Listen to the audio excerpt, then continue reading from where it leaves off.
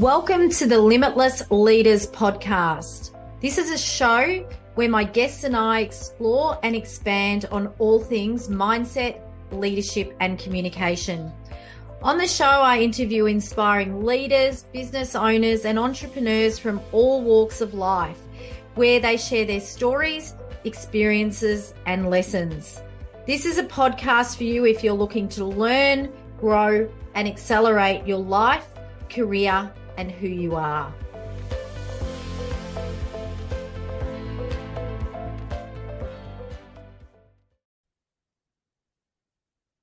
Hi there, and welcome to the Limitless Leaders podcast.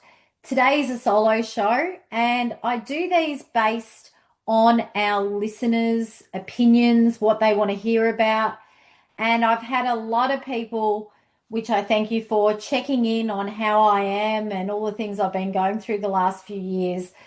So today I thought we'd talk about survival to limitless. And I really feel I've moved beyond resilience, way beyond resilience. And I want to share a bit of that today. What's been going on, I guess, what lessons I've brought in, and some of the raw and real facts about what has been happening.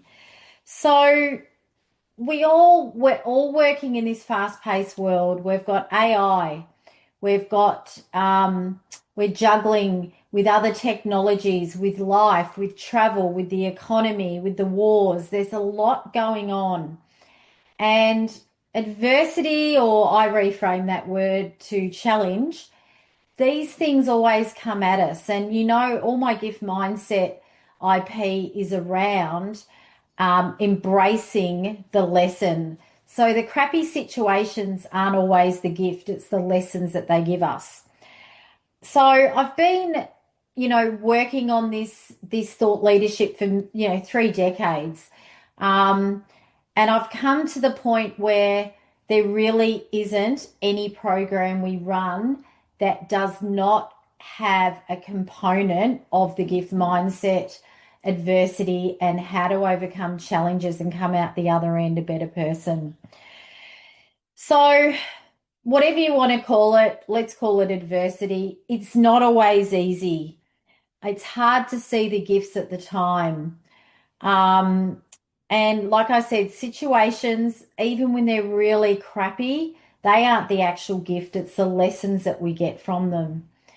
If we don't get these lessons, we've gone through whatever it is for whatever reason with no awareness. And I think that is when the same pattern or the same person or the same thing happens again.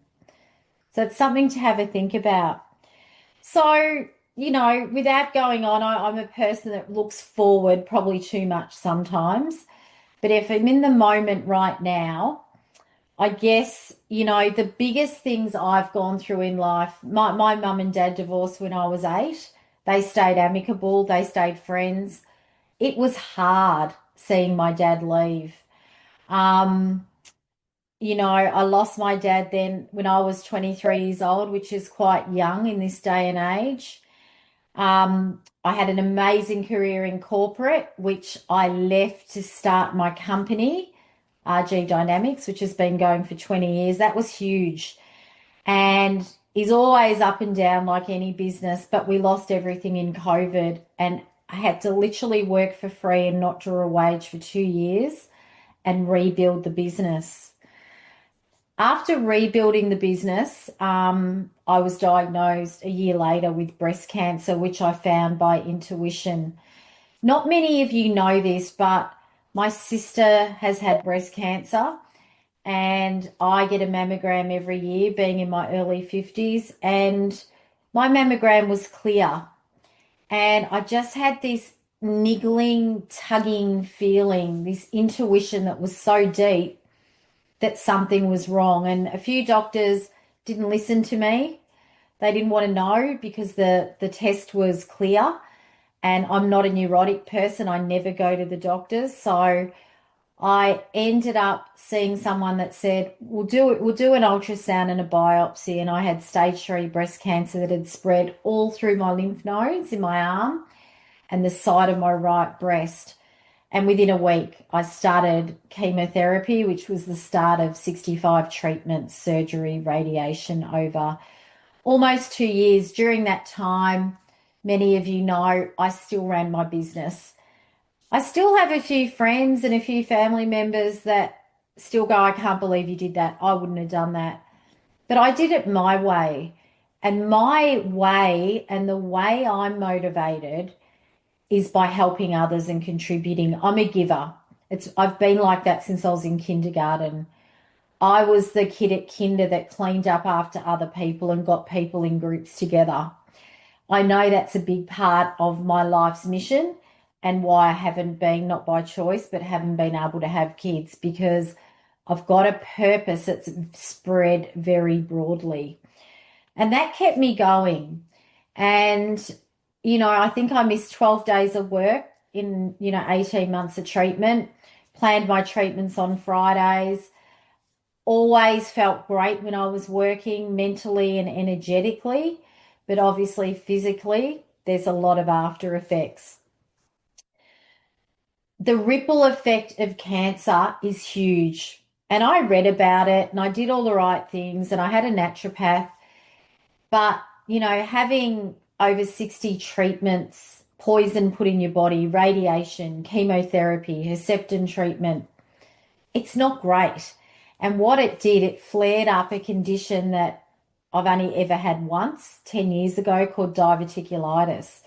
This is a very common, they say 1 in 5 people have it now, and it's where your intestine becomes perforated and they still don't know what causes it, but at times it can become inflamed. So I'm filming this podcast right now, early July 2026. Before Christmas, I had a diverticulitis flare up in a week in hospital. So they get you on IV fluids. It was a nightmare because I have no veins as a side effect of chemotherapy. So I had a week in hospital and I was pretty good. Stayed on a very special, mushy, boring, low-res diet. And then in February, I was actually up at a conference in Sydney and the pain came on. You know when you know the pain? It's like if you get tonsillitis, you go, oh no. I got through the conference and I came back to Melbourne and I was admitted. Now, I was only in for a few days. Same part of the intestine had flared up. Without going into too much detail, as I was leaving, the doctor or my doctor in that hospital gave me penicillin, which was a known allergy. They knew I was allergic to it. It was a big mistake. And within 2 minutes, my throat closed. I couldn't see. I went deaf. I climbed out into the hallway. It was a code blue. It was 23 nurses and doctors. I had cannulas in my feet. Near-death experience. And I was in ICU for 5 days. So it was an absolute nightmare, probably more traumatizing than anything I've ever gone through.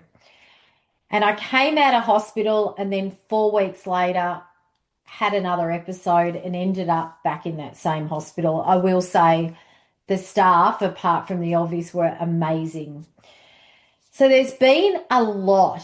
Like if I go 2 years, there's been battling cancer, keeping my business going, helping, my amazing sister who's had many, many years of issues and health issues, and then 3 hospital visits within 4 months and a near-death experience. So if anyone can share anything on overcoming challenges and adversity, I feel these things have happened to me or happened for me to be able to share and help others. So, there's so many lessons, and if you go to my website and go to media, you'll see I speak on radio, TV, podcasts, and I write for a few magazines. Some of these lessons you would have read about, but I just want to share the main ones. The first one is nothing is guaranteed. That one really hit me hard this year. Nothing is guaranteed. Your next hour walking on this planet is not guaranteed. So make the most of every moment. I always have. But now I look at, where I'm spending my time, what energizes me, who drains me, what drains me. And I make sure, from a work and life perspective, I'm doing the things that light me up and make me feel good. I say create little happiness bubbles. I've talked about this for many years in my workshops. So, how many happiness bubbles do you have a day? And looking back on your day at night, say to yourself, what were three moments I smiled or I felt good or, I had a moment of joy? And you want to catch these bubbles and you want to make them regular. So that's the first one. The importance of purpose. I talk about this a lot. And, purpose is a big thing. And I've actually just come off running a purpose program with a client. And one of the best ways to look at finding out your purpose is think about what problems do you like to solve? And also, what's important to you? So, what I do is I say, write down 5 things that you do not stand for, and then flip them, and they become your values. So, I don't stand for stagnancy and status quo and stillness. I stand for growth, and that's one of my values. Um, so, something worth doing if you're listening to this, what are the 5 things you don't stand for? Flip them to your 5 values and bring them into all your decisions and your purpose. So, my purpose has taken a long time to articulate, and being in business 20 years now, you can imagine how many clients and how many things we do, and we're across a lot of things. But it comes back to my purpose, I think, is helping people realize and achieve what's possible. And even bigger, making workplaces exceptional places where people can work and thrive. So I love growing others. I grow through the process as well. So growth is a big part of my purpose and the purpose of my company. Real relationships stood out. And you know what's interesting?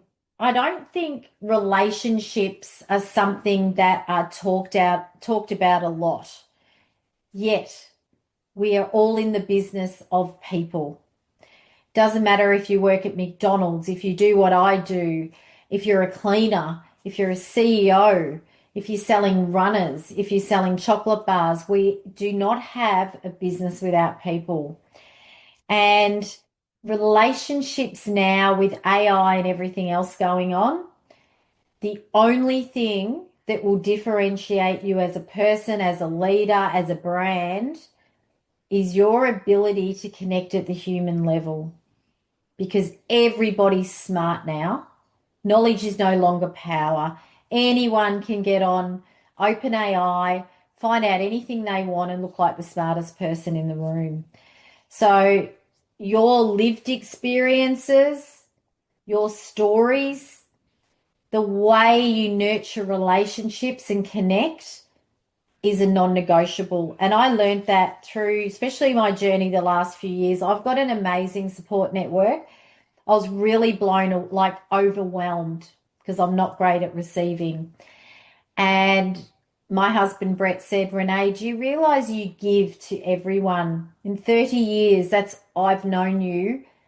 That's all you do. So welcome it back, which I struggled with. But I had amazing support. But I also had not many, not even half a handful of friends that just didn't show up for whatever reason. And I understand everyone has their own things going on, so I don't hold that against them. But it made me realize who really is in my circle, especially going through something like cancer. I don't think there's much worse. So I'd call them unspoken breakups. These people have been a big part of my life, always will be, but it's the train theory. People get on the train with you, some get off at the station, some stay, and then there's some that are passengers with you forever. It's all about acceptance, but real relationships stood out for me. Be lit up. My mantra is do what lights you up. Know the things that energize you. Work energizes me. And I know some people go, really? It does. I love it. I love the diversity of it.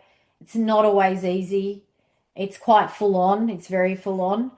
Um, but find out what it is for you. So for me, it's delivering programs. It's coming up with ideas and thoughts. I'm a creative that I can share. It's filming podcasts like this. And make sure whatever it is for you, especially if you're going through a challenge, bring that in as much as you can. Bring the thing that energizes you in as much as you can, especially on a Monday. Those of you that may or may not know, what you do on a Monday sets the tone for the rest of the week. Celebrate the small wins. I'm still not great at that, but every win is a win. And when we celebrate success, personally or professionally, it anchors that in the wiring of our brain. So when we go through something tough again, our subconscious will access that, and that can help us get through whatever it is again. So if you're going through shit, right, make sure you're celebrating the small wins. So every one of my treatments, and there was over 60, I'd always write in my journal and mark it off. I needed to visually see that I was gradually getting these medical treatments done. Also, too, when you celebrate your wins, I have a little thing called the Legends folder, and I tell all my clients, have a folder in your inbox. Call it whatever you want. Legend makes me laugh. But whenever you get great feedback or a win, or an email or a voice call, put that in that folder and access that whenever you're coming up against a challenge. And I can promise you that works. Something I've been doing quite a bit of writing on is a concept called inward luxury. And I believe, when you hear the word luxury, it's actually not a word that resonates with me. I've never been a materialistic person. Yes, I like nice things now and then, but I'll be honest, I might have a $200 jacket on and a $15 Kmart skirt. If I like something, it doesn't matter what brand it is. So when we think of luxury, a lot of the time people think of fast cars, beautiful houses, expensive holidays, Rolex watches, whatever it is. That's fine. But there's a lot of science behind people that have more actually live less. And inward luxury is all about the things you can access for you, the small things. And they do sort of fall into that self-care bucket. So sleeping in on a weekend, stretching in nice sheets, having a hot bath, being able to cozy up with a blanket and read your favorite book. Find out what these inward luxury things are for you. For me, obviously through my treatment and working, and a lot of my treatment out of pockets were very expensive. I couldn't afford to go and have a massage every week. But what I do, and I still do, I see a reflexologist once a month. She's amazing. So she's a proper reflexologist, not a foot masseuse. So she'll actually go through all the pressure points on my feet, clear things. I see a kinesiologist every 4 to 5 weeks. She's amazing. And she looks at my energy and resets it, and she's a healer. And I see my lymphedema specialist. So I have lymphedema now in this arm because I don't have any lymph nodes. So it gets painful and swollen. But they're the three things I consciously have in my diary that I do, and I set them as meetings. And then I am getting a lot better at not working like every night of the week, watching some Netflix, doing something that doesn't have to have a purpose. So, I've covered quite a few things here, but I wanted to share them because, at the end of the day, if you haven't gone through any adversity, you will, and I hate saying that, but you will. And we need to be ready for it, and we need to be able to access things, strategies, mindset hacks, all of that. Your mindset, while we're on the topic of mindset, which is a big part of what we do, it's foundational to everything. Your thoughts create how you feel and therefore your outcome. So when I was diagnosed and I found a video, which one day I might share, I forgot I did it. And I was literally looking at the camera an hour after, because I found out on the phone straight after a virtual workshop that I had cancer and had to go in the next day. And I remember looking down the barrel of the camera saying, so this has happened. And then all of a sudden, this wave came over me. And I said, actually, I don't know why I'm doing this video. This is happening for me. I don't know why yet, but it's not happening to me. And I'm going to be around, so I don't need to do this video. And I just pulled my big girl pants up. And some thought I was a bit ruthless. Some think I haven't processed it. But I didn't look at it as something I couldn't beat. I knew I could, even against all odds. I had a cancer that wasn't there and was there in 8 weeks. So there was something there. But there's a model that we share quite a bit around moving through adversity. So we all start off in survival mode. That's the bottom rung. That's when you're in the thick of it. That's when you have no headspace to sort of go, what's the lesson? There's no luxury there. It's just survival. And I started treatments within a week and I just kept going and I let clients know, and I got ready to lose my hair and I got ready to look different. I got ready to not be able to go anywhere out of the house for that year. I couldn't be in big groups. So it was almost like a lockdown, but I was working and having treatment. And that's when I went in from survival to what I call steadying. And this is where you're slipping into whatever's going on with ease, but you're sort of accepting it. You're going, this is where I'm at, this is what I'm doing, and this is why I'm here. Then I went into strengthening, I reckon about 4 months into the treatment. And I'm using cancer as an example because I can really know where I was on this ladder. So strengthening was where I was noticing patterns. Am I jumping straight into work after treatment? Should I wait? If my mind went to what if, I'd go, well, what if that doesn't happen? So you have sort of surviving, steadying, strengthening, and then the tipping point is rising. And I really believe 6 months in, I was there. I was there. I knew this was happening for something bigger. I'm still not 100% sure what it is, but I do know that I've always been highly, highly optimistic and resilient, but it's at another level now that I can really speak freely into it and share like I am today. So you're adjusting into insight. You're noticing insight. You're noticing things. Um, and rising, I believe I've gone to limitless. Now you're probably going, they're all doing words: surviving, steadying, strengthening, rising. They are all doing words. Limitless, I have chosen that word on purpose because it breaks the cycle and it's a being word. Yep.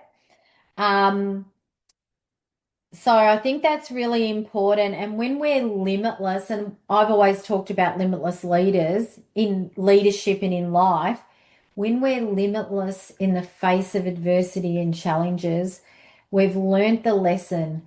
We're stacking the layers of learning like a muscle. And obviously, the older we get, the more we go through. So, really good to have a think about where you sit. And I guess, two questions that I ask a lot of people is, what, if you are facing adversity right now, what is the adversity teaching you? That's my first question. What is the adversity, whatever it is, teaching you? And Have I let myself rise or am I surviving? Have I let myself rise or am I surviving in survival mode? Have a think about those questions. They sound easier than they are to answer. So I just think it's important. Survival is part of the pathway to limitless. Um, but just notice where you are on that pathway and could you move faster? Do you need to slow down? And remember, anything you've got through, you can get through again. Limitless is all about unlearning, relearning, and evolving. And every time, small or big, that we go through something, losing a friend, changing industries in your career, getting a new team, having to performance manage someone, getting an illness, going through a divorce, all of these things can teach us the most. And I do believe, hand on heart, that if we don't learn lessons from adversity, they keep coming back until we do. So today, none of this was scripted. None of my podcasts are. Obviously, when I have guests, I get their bio, but this has come from my heart. This has been a very raw, real, and vulnerable share for me, being what's been going on. And my gift to you is to really listen to this podcast again, take some notes, and when or if you are faced with a challenge, use that as a catalyst for growth and a catalyst for being even more. So, guys, thank you for listening as always to the podcast. As you know, we video these. We're on YouTube, Apple, Spotify, directly on my website. We've got, we're close to, I think, to 60 episodes now. And we've had some amazing authors, CEOs, cafe owners, mums and dads on the podcast. So go back, listen to them, share them. And if you would love to be a guest and you've got something to share or you know someone who would be a great guest, please get in touch at admin@reneegiarrusso.com. Thanks for chiming in, watching, listening from wherever you are in the world, and keep being limitless.